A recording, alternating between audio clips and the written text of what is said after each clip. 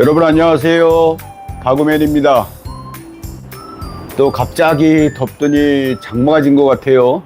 어제 그제 굉장히 비가 많이 오는데 어제 저녁에는 제가 살고 있는데 지역은 이제 용인인데 비가 굉장히 많이 왔어요.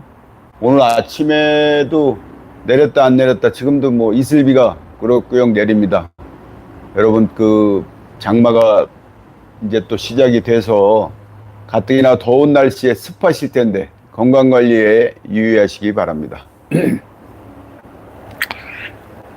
오늘은 우선 사과 말씀을 드려야 되는 게 제가 그 지난주에 월요일날 그 촬영했던 것이 카메라가 또 순간적으로 뭐가 잘못돼서 여러분들한테 제대로 내보내지를 못했습니다. 이거 계속해서 사과 말씀드리고 오늘은 주제를 이렇게 한번 또 여쭤보고 싶습니다. 가구를 집에 많이 놓는다고 좋은 집이 될까요?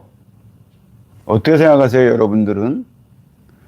아마 이렇게 친구 집이나 뭐 아는 지인 댁에를 이렇게 둘러보시면 굉장히 가구가 많은 집이 있고 또 너무 없다 싶을 정도로 그런 집이 있고, 그래서 그 여러 가지로 생각이 듭니다만 여러분들은 어떠세요? 가구를 많이 놓는다는 게. 제가 이 댓글을 올려주시는 거를 여기서 보려고 이렇게 핸드폰을 들고 있습니다. 좀 양해 부탁드리고요. 과연 가구를 많이 놓는다고 좋은 집이 될까요?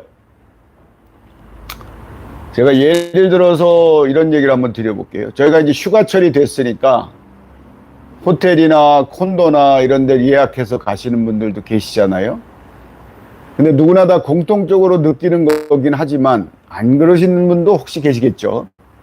다름이 아니라 호텔 문을 딱 열고 들어가면 창문의 뷰까지 더 좋은 모습이 보인다면 뭐 금상첨화겠습니다만 어쨌든 호텔 방을 문을 열고 들어가면 왠지 모르게 간결하고 고급스럽고 깨끗해 보이고 편안할 것 같은 그런 느낌 혹시 받으신 적 없으실까요? 그럼 왜 호텔에 가면은 약간 고급스러운 데 가면은 우선 편안해진다라는 느낌이 들까요? 또 고급스럽다라는 느낌도 들고, 그 다음에 요즘 한참 유행하는 그 스터디 카페, 요즘 젊으신 분들 포함해서 여러분들이 그 예를 들면 스타벅스에 가서 많이들 쉼도 갖고 또 여유 있게 계시다 오시잖아요. 의외로 책을 보거나 공부하거나 뭐 과제물을 하는 친구들이 굉장히 많은 것 같아요. 그 다음에 이제 카페 같은 데 들어가시면 어떤 분은 들어가는 입구에 그냥 앉으시는 분도 계시고, 이제 찾아다니시다가 코너, 구석 자리를 또 좋아하시는 분도 계시고, 그럼 왜 들어가는 입구는 산만할 텐데, 저 같은 성격을 가진 사람은 이게 좀 산만한 데 있는 거는 좀 싫어하거든요. 그러면 저 같으면 이제 구석, 코너 쪽에 가서 앉을 것 같아요. 거기다 전망까지 더 좋으면 뭐 금상첨화겠죠. 그럼 왜 그런 장소에 가서 내가 좋아하는 자리에 앉으면 오래 앉아 있으실 수 있을까요? 그게 조금 이제 좀 아이러니하고 좀 저거 하지만 어쨌든 카페 같은 데 가시면 그렇게 하시는 게 제일 많잖아요. 그래서 또 하나는 모델하우스 같은데 아파트 입주하거나 뭐 이런 것 때문에 이사를 가신다거나 그랬을 때 모델하우스에 가서 보시는 경험이 다들 있으실 거예요. 근데 모델하우스 가면 굉장히 넓어 보이죠? 그리고 왠지 모르게 내가 이 장소에 이사를 온다면 꼭 이렇게 놓고 살아야 되지 않을까, 이런 생각을 하게 되는, 왠지 모르게 그런 생각이 많이 드는 것 같아요. 그래서 예전에는 심지어 한 방을 한 아파트 평형수의 평형대로 그대로 침대, 식탁, 뭐 소파, 아이들 방 할 거 없이 풀 세트를 갖춰놓고 판매를 했던 그런 시절도 있었습니다. 그러면 좀 전에 말씀드린 호텔 가면 편안해 보이고, 카페 가면 구석진 자리, 내가 앉고 싶은 자리, 그 다음에 모델하우스가 좀 넓어 보이고, 뭐 이런 이유가 있지 않습니까? 그 이유가 가구를 많이 놨기 때문에 그럴까요? 가만히 생각해 보세요. 가구가 그렇게 많지가 않습니다. 있어야 될 곳에 다들 있어요. 근데 왠지 모르게 간결해 보이고 좋은 장소, 좋은 그 현재 상태의 그 좋은 모습이 보이는 것 같아요. 여러분들은 어떠세요? 저는 가구가 그 집의 주인공이 아니기 때문에 가구가 그 집의 주인이 되지 말아야 된다고 생각합니다. 주인이 아니라는 거죠. 어떠세요? 그리고 왠지 모르게 많이 있어야 마음적으로 안정감을 갖는 분도 계신 줄 압니다. 그게 또 어떤 분들은 너무 많아서 신경 쓰인다라고 반대로 생각하시는 분도 계시고. 그럼 어디에 포커스를 맞춰야 될까요? 가장 평범한 것은 너무 많이 어디에 뭐가 있는지 모를 정도로 많은 것보다 있어야 될 곳에 적재적소에 상품이 있는 것이 가장 좋은 집이 될 수 있는 조건이라고 저는 생각을 합니다. 그러면 빈 공간, 그러면 이제 이렇게들 또 말씀하세요. 그러면 내가 이렇게 많이 지금 사가지고 가지고 있는 사람은 어떻게 해야 되냐, 그런 말씀도 하실 거예요. 그런 분들은 제가 지난번에 방송할 때도 말씀을 드렸지만, 내 집의 현관문을 열고 들어갔을 때부터 그 집의 분위기를 좌우한다고 말씀을 드렸잖아요. 그러면 우선 너무 많다, 제 말씀을 듣고 너무 많다, 저 가구맨 말을 내가 한번 듣고 한번 실천을 해볼까, 그럼 우선적으로 정리정돈부터 하셔야 돼요. 꼭 그 자리에도 없어도 되겠다, 저 상품은. 저것은 저기 없어도 되겠다, 저 자리가 아니라 이 자리로 바꾸고 얘는 다른 곳에 치워야 되겠다. 그 작업만 좀 충실히 하셔도 굉장히 좋은 집이 될 수 있는 조건을 우선 갖추실 수 있습니다. 그래서 제가 말씀드리고 싶은 건, 빈 공간이 많으면 나쁜 집일까요? 저는 그렇게 생각하지 않습니다. 빈 공간도 그 자체가 하나의 인테리어라고 봅니다. 또 그렇게 생각을 해주시면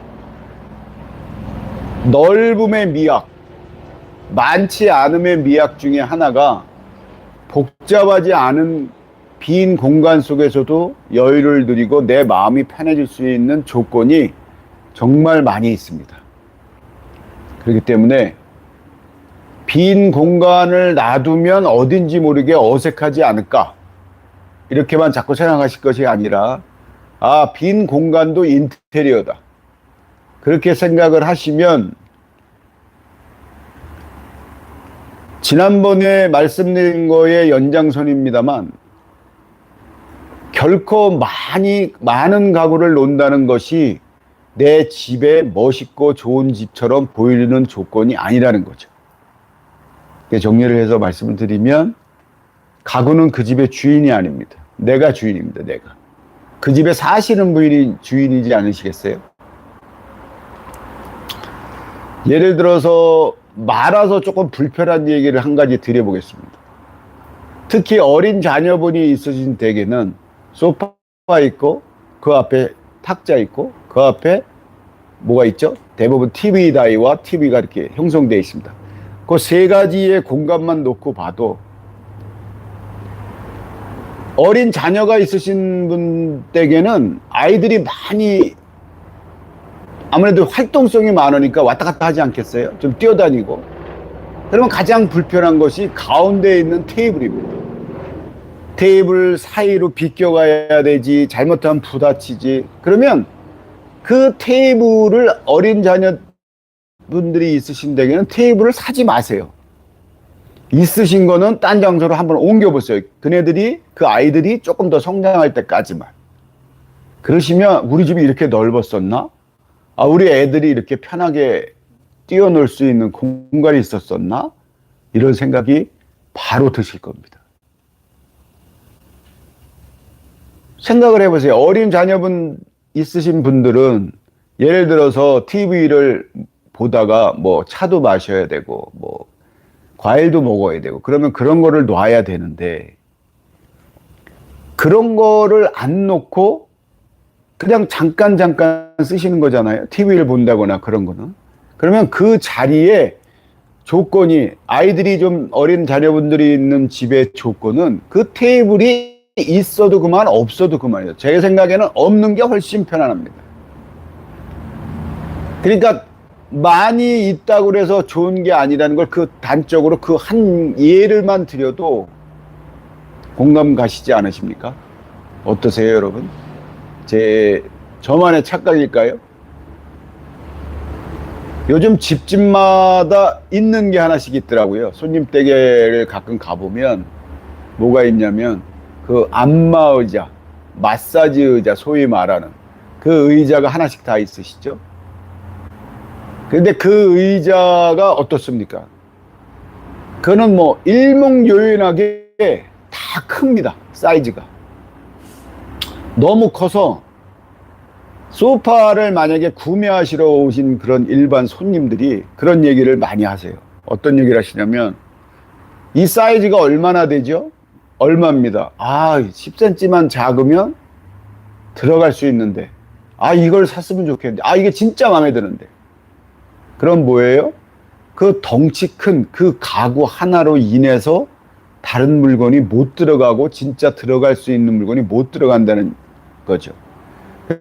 그러면 마사지 의자를 치우라고 막 표현을 드리는 것이 아니라 덩치 큰 가구가 있는 집에는 그 덩치 큰 가구 말고도 꼭 하나를 놓으셔야 된다 그러면 걔를 어떻게 방향을 바꾸거나 위치를 바꾸는 것만 하셔도 있어야 될 곳에 있는 가구만 집에 있음에도 불구하고 분위기 있는 좋은 집을 만드실 수 있어요.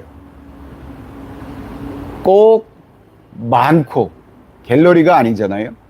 꼭 많다고 좋은 집이 될 수 있는 조건은 아니라는 거죠. 저는 그렇게 생각을 합니다. 그러니까 가구가 많은 것보다 사람이 오래 머물고 싶은 그런 집이 진정한 좋은 집이 아닐까요? 그래서 가끔 문자 주시는 분이 계시는데 그런 얘기를 하세요. 왜 가구면은 가구에 대한 이야기를 많이 하는 것보다 뭐 집이라든가 집과 가구 뭐 이렇게 큰 것만 넓은 차원에서만 이야기를 하는가 이런 표현을 하시는 분이 계세요. 근데 제가 그동안에 얼마 안 되지만 몇 번 안 되지만 그 제가 방송했던 거를 한번 보시면 저는 가장 기본이 되는 내 집 울타리 안에 어떤 물건이 들어와야 되기 때문에 일단 집과 주변 환경을 먼저 해결을 하면 나머지는 자연스럽게 해결할 수 있다라는 제가 신념을 갖고 있습니다. 아니야. 가구면, 아니, 그게 아니라 그냥 마음에 드는 거, 있는 거 사다가 나는 가득 놓는 게 나아. 물론 그분이 잘못됐다라고 표현 드리는 게 아닙니다. 그분조차도 내 집을 얼마만큼 어떻게 꾸미고 내 집에 대해서 얼마만큼 아느냐에 따라 많이 있어도 좋은 집이 될 수 있지만 결코 가구를 많이 있어야만 좋은 집이 되니까 자꾸 사야 되겠다라는 생각까지는 안 하셔도 된다는 겁니다. 아까도 말씀드렸지 않습니까? 빈 공간 그 자체도 하나의 훌륭한 인테리어가 될 수 있다. 그런 얘기를 드리는 거예요. 그러면 가구 얘기를 하나 드려볼게요. 빨주노초 파남보가 있습니다. 근데 이 빨주노초 파남보 7가지 중에서 어떤 색깔의 가구는 없고 어떤 색깔, 이게 아니라 다 빨주, 노초, 파남보 7가지 색깔을 말씀드렸지만 거기에 해당되는 색깔 외의 색깔을 갖고 있는 가구들도 굉장히 많습니다. 근데 제일 공간 활용하면서 공간에다가 진열을 했을 때 제일 힘든 게 뭔지 아십니까? 흑백, 검정색과 하얀색을 조화롭게 놓는 방법이 가장 어렵습니다. 2가지 색깔밖에 없으니까 아무렇게나 놔도 되겠지. 중간중간 그렇게 생각을 하신다 그러면 포인트 가구를 놓는 게 훨씬 집의 분위기라든가 가구를 내 집에 맞게 적재적소에 놓을 수 있는 조건이 되죠. 오히려 포인트 가구가. 그래서 오늘은 빈 공간도 인테리어 그 자체다라는 그 타이틀을 말씀을 드리면서 결코 가구를 많이 놓는다고 좋은 집이 되는 조건은 아닙니다. 그거를 우선 좀 말씀을 드리고 싶었고, 아까도 말씀드렸죠. 왜 호텔 가면 편안해 보일까? 왜 간결해 보일까? 왜 카페 가면 나만의 앉고 싶은 자리가 있을까? 모델하우스 가면 이거 그대로 이렇게 살고 싶을까? 해야 돼. 이렇게 해놓고 살아야지라고 하는 생각. 그 3가지 생각만 잠시 하시더라도 내 집을 어떻게 바꾸는 게 좋겠다. 가구를 많이 사는 것보다 어떻게 해야지 좋은 집이 되겠다라는 생각을 하실 수 있으세요. 그래서 오늘은 그 말씀, 가구를 많이 놓는다고 결코 좋은 집이 되는 것은 아니다. 그 얘기를 드리고 싶고요. 그 다음에 요새 이렇게 덥지 않습니까? 한 가지 팁을 한번 말씀드려 볼게요. 여러분들 사시는 집의 조건이 다 다르지 않습니까? 아파트로 따진다면 1층과 30층도 있고 25층도 있고, 또 연립주택으로 따지면 약간 지하가 있고 1층이 있고 이렇게 5층, 6층 이런 식으로 있지 않습니까? 소파를 사용하신다고 하시면 내 집에 그냥 생활하시는 데는 불편함이 없는데 내 집에 습기가 차나? 이런 거를 금방 체크하실 수 있는 공간이 소파를 놔 있는 공간, 그 다음에 장롱 있는 뒤에 공간을 보시면 가장 빨리 확인하실 수 있어요. 근데 장롱 뒤는 보기가 힘듭니다. 일단 소파를 말씀을 드리면, 소파가 벽에 붙어 있는 그 자체의 인테리어가 대한민국에는 가장 많습니다. 어느 댁이든지. 그러면 그거를 지금 사용하시는 소파를 앞으로 이렇게 당겨서 뒤를 한번 보세요. 그랬는데 이거 뭐지? 왜 밑에가 약간 습하면서 곰팡이가 슬었지? 손으로 이렇게 한번 훑어보세요. 휴지로 한번 닦아보세요. 그러면 내 집의 그쪽 부분이 습기가 좀 있다라는 거거든요. 그랬을 때 그걸 모르고 그냥 항시 그렇게 쓰시면 집에 건강에도 안 좋으시지만 이 소파도 오래 못 쓰세요.